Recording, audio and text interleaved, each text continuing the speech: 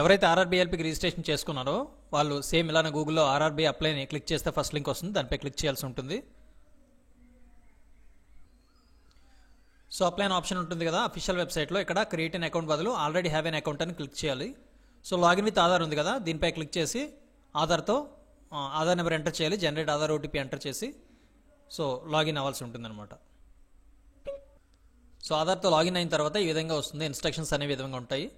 So మీరు language select చేసుకోవాల్సి ఉంటుంది. మీడియం ఆఫ్ ఎగ్జామినేషన్ అనేది హిందీ అండ్ ఇంగ్లీష్ డిఫాల్ట్గా ఉంటుంది. అండ్ వీటితో పాటు మీకు లోకల్ లాంగ్వేజ్లో మీకు క్వశ్చన్స్ కావాలనుకుంటే మీరు సెలెక్ట్ చేసుకోవాలి. ఈ 13 రీజనల్ లాంగ్వేజెస్ ఉన్నాయి, ఏదో ఒకటి సెలెక్ట్ చేసుకోవాల్సి ఉంటుంది. సో తర్వాత ఆన్లైన్ అప్లికేషన్ మీద క్లిక్ చేయాల్సి ఉంటుంది. సో తర్వాత ఈ విధంగా ఓపెన్ అవుతుంది.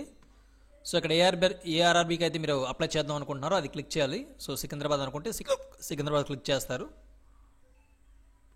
సో చెక్ లిస్ట్ ఉంటుందిగా, I'm not currently debarred by any RRB అన్నది కదా, క్లిక్ చేయాలి. సో నెక్స్ట్ రిజిస్ట్రేషన్ టైంలో ఏవైతే డీటెయిల్స్ ఫిల్ చేస్తారో ఇక్కడ ఆటోమేటిక్గా ప్రీ పాపులేటెడ్ అవుతాయి, ఆ డేటా వస్తుంది అక్కడ. సో మెరిచువల్ స్టేటస్ అని సెలెక్ట్ చేయాలి. తర్వాత so religion, name, date of birth, remaining gender details అన్ని మీరు ఫస్ట్ స్టెప్లో ఫిల్ చేసినవన్నీ ఇక్కడ ఆటోమేటిక్గా డిస్ప్లే అవుతాయి. అండ్ రిమైనింగ్ మెరిచువల్ స్టేటస్, మ్యారీడ్ అయితే మ్యారీడ్, అన్మ్యారీడ్ అయితే అన్మ్యారీడ్ క్లిక్ చేయాలి. రిలీజియన్ హిందూ, ముస్లిం, క్రిస్టియన్ ఏదైతే అది క్లిక్ చేయాలి. సో మదర్ టంగ్ ఏదైతే ఏ లాంగ్వేజ్లో అయితే మీ మదర్ టంగ్ ఉందో అది క్లిక్ చేయాల్సి ఉంటుంది. తెలుగు అయితే తెలుగు క్లిక్ చేస్తారు. సో మ్యారీడ్ అయితే మ్యారీడ్ క్లిక్ చేస్తారు. Choice of language for examination, so Hindi and ఇంగ్లీష్లో డిఫాల్ట్గా ఎలా వస్తుంది, మీ లోకల్ లాంగ్వేజ్లో మీకు ఎగ్జామినేషన్ క్వశ్చన్స్ ఎపియర్ అవ్వాలనుకుంటే అది మీరు క్లిక్ చేయాల్సి ఉంటుంది. So permanent visible mark of identification 1. So me 10th class mark షీట్లో మోల్స్ అనేవి ఉంటాయి, 2 మోల్స్ ఉంటాయి కదా, 2 మోల్స్ ఇక్కడ సేమ్ యాజ్ ఇట్ ఈస్గా ఉందో ఏ విధంగా ఉందో ఆ విధంగా ఇక్కడ మీరు ఎంటర్ చేయాల్సి ఉంటుంది. మోల్ 1 అండ్ మోల్ 2 అనేది. సో కమ్యూనిటీ సెలెక్ట్ చేస్తారు, జనరల్ కేటగిరీ అయితే యూఆర్ అని, సో ఎస్సీ ఎస్టీ అంటే ఈ విధంగా సెలెక్ట్ చేసుకుంటారు. బీసీ క్యాండిడేట్స్ అయితే OBC and economically weaker section అయితే వాళ్ళు ఇది సెలెక్ట్ చేయాల్సి ఉంటుంది. సో ఓసీకి దీనికి తేడా ఏంటంటే ఈడబ్ల్యూఎస్ వాళ్ళు ఓసీలోనే ఎకనామికలీ బ్యాక్వర్డ్ క్లాస్ అనమాట. సో తక్కువ ఇన్కమ్ ఉంటుంది వాళ్ళకి, 5 lakhs లోపు ఇన్కమ్ ఉన్న వాళ్ళు సర్టిఫికేట్ అదే నోటరీ చేయించుకొని దాన్ని బట్టి ఈడబ్ల్యూఎస్ సర్టిఫికేట్ చేయించుకోవాలి. సో సర్టిఫికేట్ చేయించుకున్న వాళ్ళు మాత్రం ఈడబ్ల్యూఎస్ పెట్టాలి, రిమైనింగ్ వాళ్ళందరూ అన్రిజర్వ్డ్ క్యాండిడేట్స్. సో ఓసీ వాళ్ళు అన్రిజర్వ్డ్ పెట్టాలి. ఓసీలో ఎవరైతే ఈడబ్ల్యూఎస్ సర్టిఫికేట్ ఉంటుందో వాళ్ళు మాత్రమే ఈడబ్ల్యూఎస్ సెలెక్ట్ చేయాలి. ఓకేనా?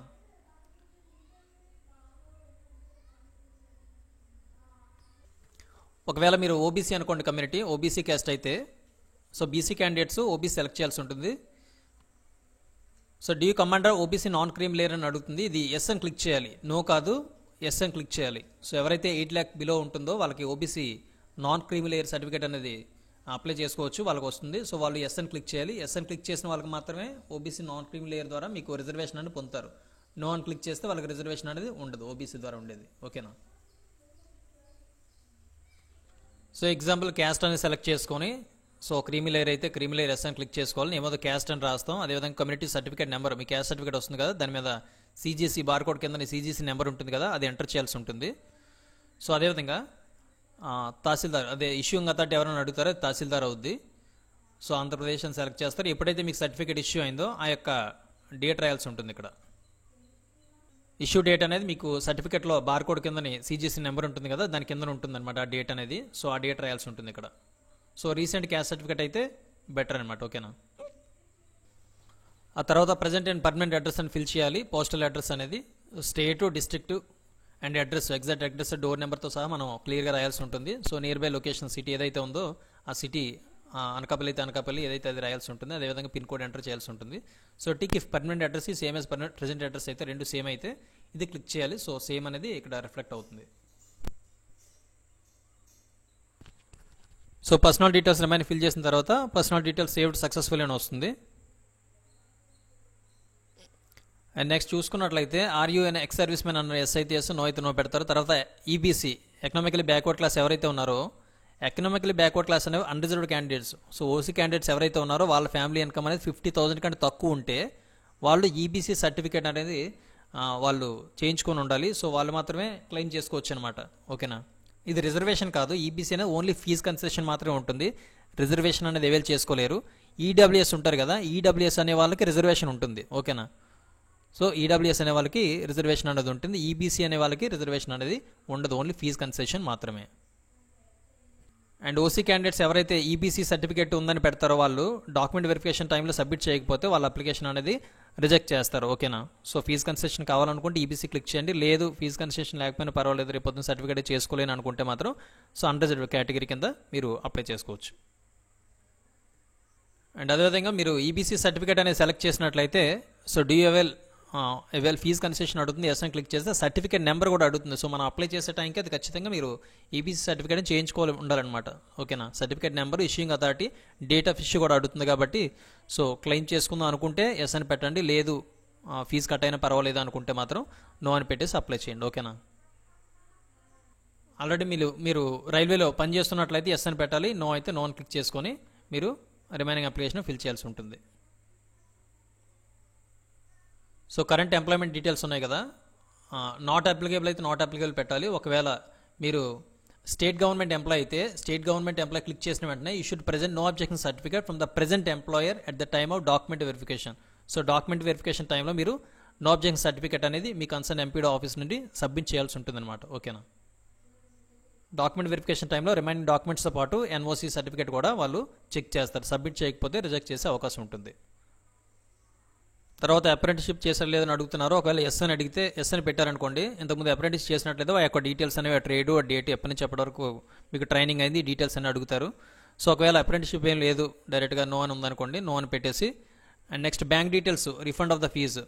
సో ఎవరికైతే ఫస్ట్ స్టెప్లో మీరు ఫీజు పేమెంట్ చేస్తున్నారో ఈ ఫీజు పేమెంట్ అనేది CBT1 తర్వాత రిఫండ్ అవుతుందన్నమాట. ఆ రిఫండ్ చేయాల్సిన అకౌంట్ డీటెయిల్స్ అనేవి మీరు ఇవ్వాలి. ఓకేనా. అకౌంట్ హోల్డర్ నేము, దాని యొక్క అకౌంట్ నెంబరు అండ్ ఎంటర్ చేయాలి. అదేవిధంగా IFSC కూడా ఎంటర్ చేసి సేవ్ చేయాల్సి ఉంటుంది.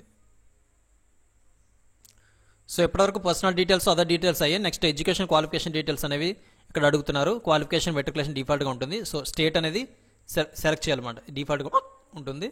స్టేట్ సెలెక్ట్ చేయాలి, తర్వాత డిస్ట్రిక్ట్ సెలెక్ట్ చేసుకోవాల్సి ఉంటుంది. So board of secondary education 10th అయితే 10th ఏదైతే అది ఆ బోర్డు యొక్క రాస్తారనమాట. సో 10th క్లాస్ అయితే బోర్డ్ ఆఫ్ సెకండరీ ఎడ్యుకేషన్ ఉంటుంది.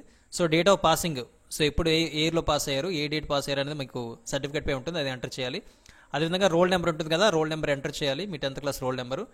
అండ్ సర్టిఫికేట్ సీరియల్ నెంబర్ అనేది రోల్ నెంబర్ కాదండి, ఆ సర్టిఫికేట్ పైన లెఫ్ట్ సైడ్ కార్నర్లో లెఫ్ట్ సైడ్ టాప్ కార్నర్లో ఉంటుందన్నమాట. సో ఆ యొక్క సీరియల్ నెంబర్ అనేది ఎంటర్ చేయాలి. 10th సర్టిఫికేట్లో ఉండే సీరియల్ నెంబర్ ఎంటర్ చేయాల్సి ఉంటుంది. సో ఎడ్యుకేషన్ క్వాలిఫికేషన్ డీటెయిల్స్ వరకు ఫిల్ చేయడం జరిగింది. ఇందులో సో బేసిక్ 10thతో పాటు రిమైనింగ్ డీటెయిల్స్ అడిగాయి. సో 10th ఎప్పుడు పాస్ అయ్యారు, పాసింగ్ డేటు, సీరియల్ నెంబర్ అడిగింది, అదేవిధంగా రోల్ నెంబర్ అడిగింది, ఇష్యూ డేట్ కూడా అడిగింది సర్టిఫికేట్.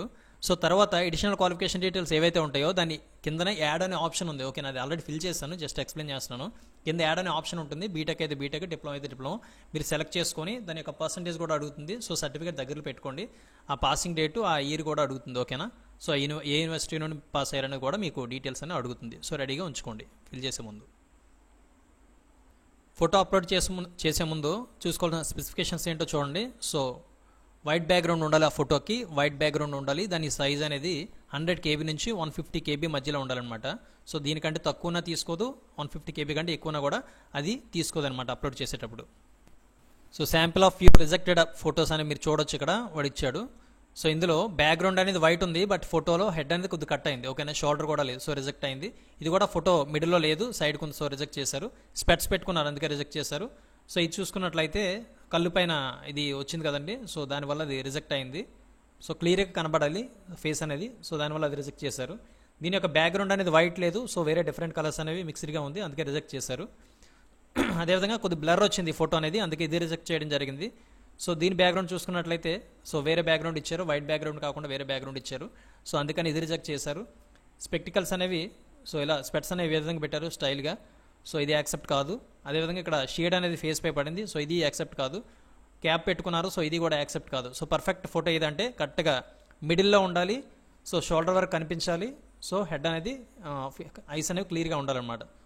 సో ఈ విధంగా ఉంటే యాక్సెప్ట్ అవుతుంది. సో వైట్ బ్యాక్గ్రౌండ్ ఉండాలి, ఫోటో క్లియర్గా ఉండాలి, 100 to 150 KB మధ్యలో ఉండాలి. ఓకేనా. సో అప్లోడ్ చేసుకునే ముందు ఫోటో అనేది రెడీగా ఉంచుకోండి. అండ్ ఫోటో అండ్ సైన్ ఏ విధంగా రీసైజ్ చేయాలి, ఏ విధంగా అప్లోడ్ చేయాలనేది నేను ఒక వీడియో చేస్తాను, దీన్ని డిస్క్రిప్షన్లో ఇస్తాను, మీరు చూడొచ్చు. ఫోటో అండ్ సైన్ ఆ సైజు ఏ విధంగా మనం అడ్జస్ట్ చేయాలనేది చూడొచ్చు అనమాట. కింద డిస్క్రిప్షన్లో లింక్ ఉంటే చూడండి.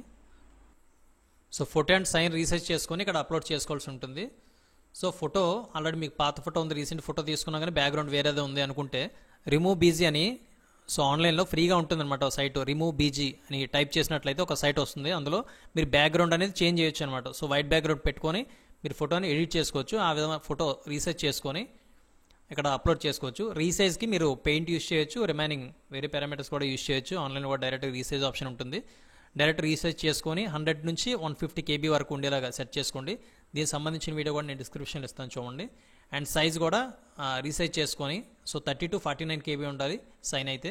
ఫోటో అనేది 100 to 150 KB అనేది ఉండాలి. సో దీనికంటే తక్కువ ఉన్నా 150 కంటే ఎక్కువ ఉన్నా కూడా ఇది యాక్సెప్ట్ చేయదు. సో ఈ విధంగా చేసిన తర్వాత సేవ్ చేసుకోవాలి.